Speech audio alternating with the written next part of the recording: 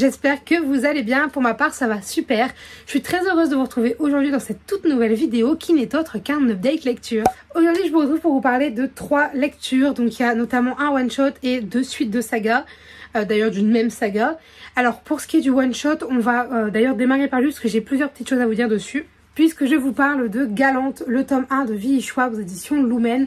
Alors pourquoi je dis que j'ai 2 ou 3 choses à vous dire? Parce que en fait je crois que je ne vous ai pas fait d'update lecture dessus. Il me semble que je n'ai jamais fait d'update lecture, mais je l'ai lu en vlog. Et dans le vlog, on m'a dit, mais c'est pas un one shot, c'est une saga. Sauf que si c'en est une, franchement, tant mieux. Mais moi, de ce que j'ai entendu et de ce que j'ai vu, ce n'est pas une saga, mais c'est un one shot. Je peux largement me tromper. Donc, on va partir du principe que c'est un one shot, mais ça se peut qu'un jour il y ait une suite et que ce soit une saga. Voilà, si jamais entre-temps, d'ici le montage, j'ai des infos en plus, je vous écrirai ici. Si jamais vous voyez rien, c'est que je n'ai pas d'infos supplémentaires.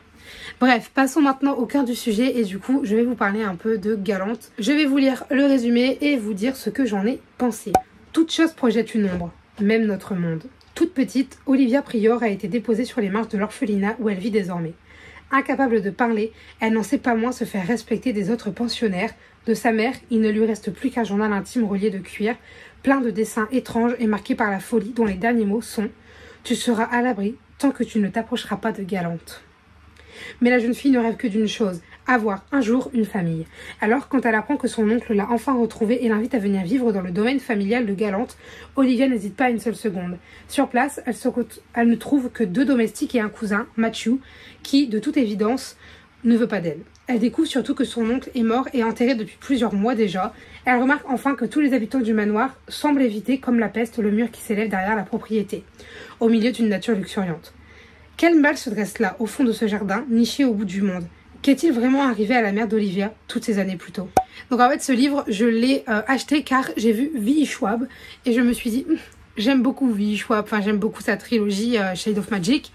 Je veux la découvrir dans un autre écrit qui n'est pas Vicious parce qu'il y a eu beaucoup de critiques dessus et j'attends de terminer Shade of Light pour aller vers une autre saga parce que du coup je pensais que c'était un one shot. Et du coup pour ce livre c'est une très bonne lecture, ce n'est pas un coup de cœur mais c'est une très bonne lecture. Pour vous dire, en fait, j'avais peur que ce soit long. Oh, il y a mon chat qui revient le long du chemin. Attendez, je ne sais plus où j'en étais parce que j'ai vu mon chat et ça m'a perturbée puisque j'ai vu mon chat dehors. Du coup, je vous disais, le personnage, en fait, il ne parle pas. Du coup, j'avais vraiment peur que le livre soit long parce que du coup, forcément, tu n'as pas de dialogue avec elle à proprement parler. Et quand elle est toute seule, tu ne... Comment dire? Tu n'as pas de... Comment dire, elle ne parle pas, vous voyez, elle ne communique pas. Du coup, j'étais en mode, est-ce que le livre va être long ou est-ce que, au contraire, elle va savoir manier les mots, justement, pour faire en sorte qu'il n'y ait pas de trou, qu'il n'y ait pas de blanc, enfin, vous savez, genre, que ce soit pas long. Elle l'a géré d'une main de maître. Je viens de revoir comment c'était écrit gros. Là, en ce moment, je lis, j'enchaîne des livres où c'est écrit quand même beaucoup plus petit et du coup, ça fait du bien de voir ça. Il faut savoir une chose, c'est que ce livre, il est illustré de part en part. Et c'est magnifique, quoi. Et ces dessins ont un sens pour l'histoire. Enfin, c'est trop beau. Alors, donc, je reprends mon avis, pardon.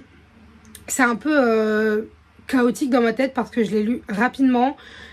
Il y a un petit peu de temps maintenant. Je l'ai lu, là, je crois, j'étais peut-être avril, mai, juin. C'était dans ces temps-là. On est en août, donc ça va encore. Mais voilà, c'est ça de prendre du retard dans les avis de lecture. Ça reste une lecture que j'ai beaucoup aimée. Je sais que j'ai beaucoup apprécié justement ce côté de double dimension. Comme on peut le voir à ce niveau-là, vous voyez, genre tout projette une ombre. Par contre, ce qui m'a laissé un peu dubitative, c'est la fin de ce livre. Parce que je m'y attendais pas. Pas dubitative en mode, oh, je sais pas si j'aime bien, mais dubitative en mode... Quoi? On s'arrête là-dessus, genre... Parce qu'en fait, il se passe des choses auxquelles je ne m'attendais pas. Puisque faut savoir que le personnage de Matthew, au début, je ne l'aimais pas. Enfin, pas vraiment.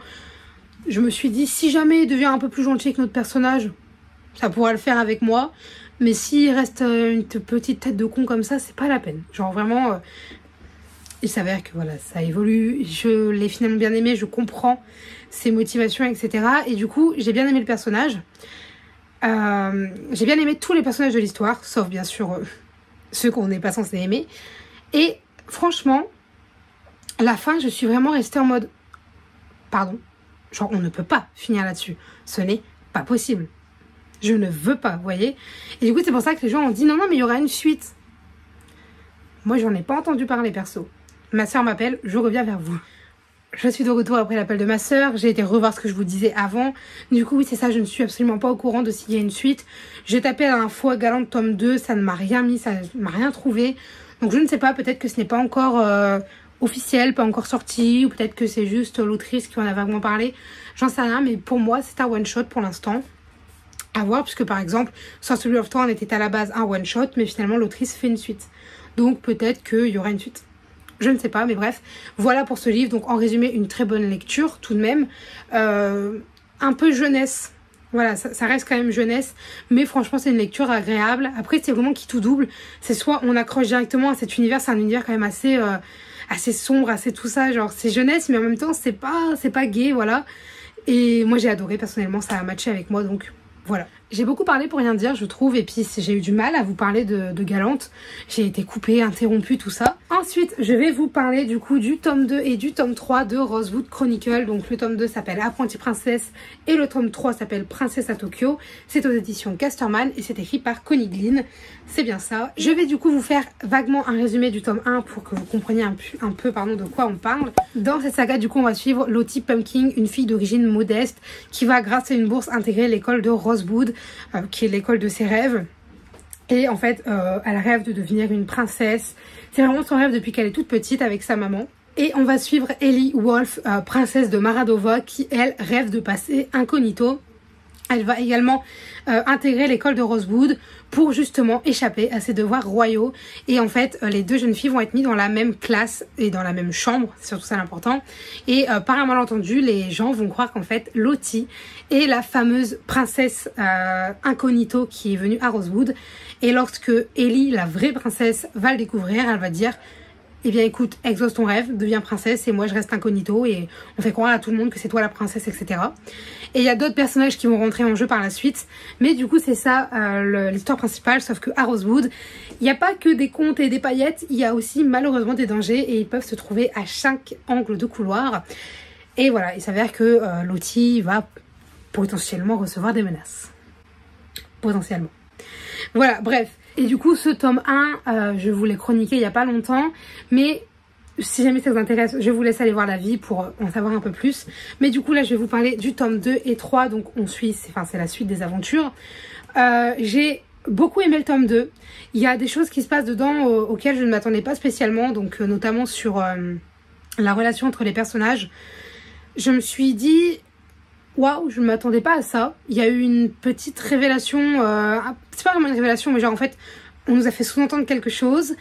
Le personnage, un des personnages en a pris conscience. Et on n'en apprend pas plus, genre sur ce côté-là, on n'en sait pas plus, on en saura plus dans le livre d'après. Mais bref, il y a eu voilà, des petits éléments qui font que on a eu des petites révélations par-ci par-là. J'ai toujours autant apprécié les personnages, d'autant plus un personnage en particulier, notamment Jamie par exemple. Je dis Jamie, je sais pas. Quand je lis, en fait, je fais pas attention. Des fois, je dis Jamie, des fois, je dis Jamie.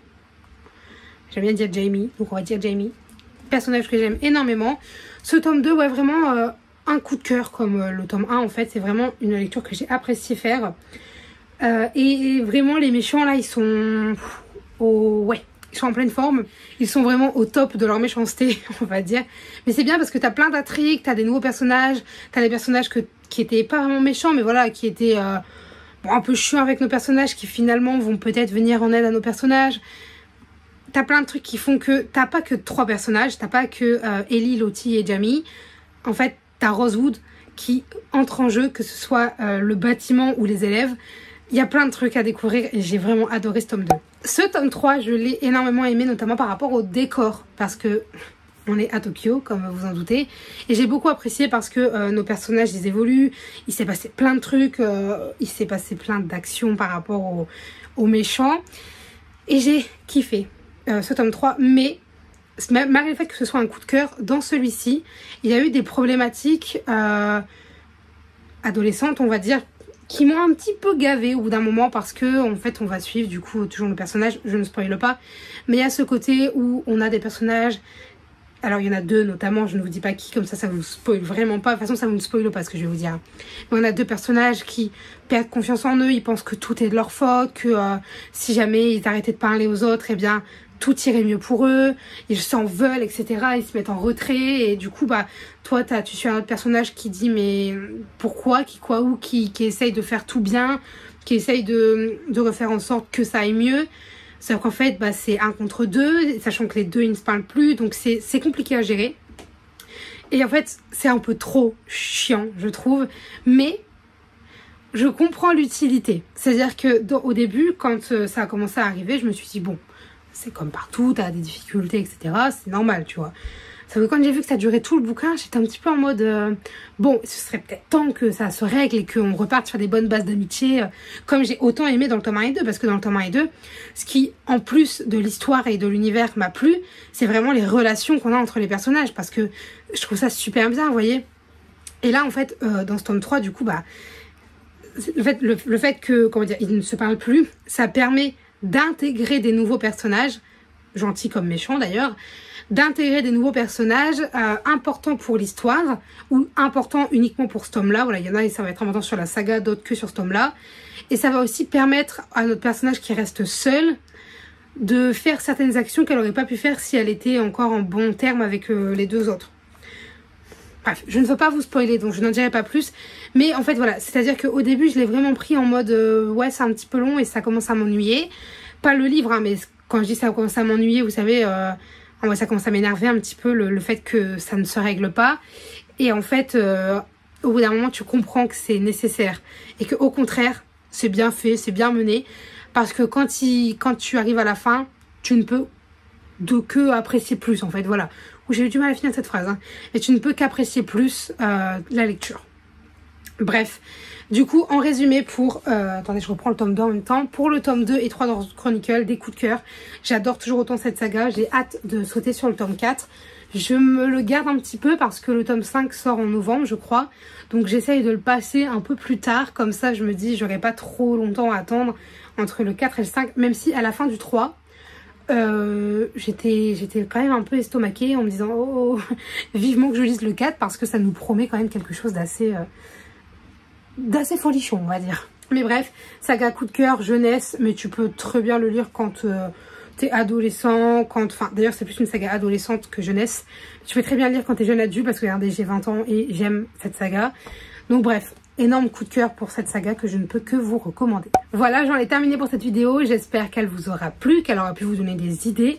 Si jamais vous avez des avis, des remarques, des conseils, des suggestions ou toute autre chose à me dire, n'hésitez pas à le faire dans l'espace commentaire puisqu'il est fait pour ça. Sur ce, je vous dis à très bientôt. Allez, bye mes lecteurs. Yeah, you were right this time, you were right this time. Take a look around, look what you did last night. What you did last night, never heard a sound. Yeah, I know that you told me one day you'd show that you were right this time, you were right this time.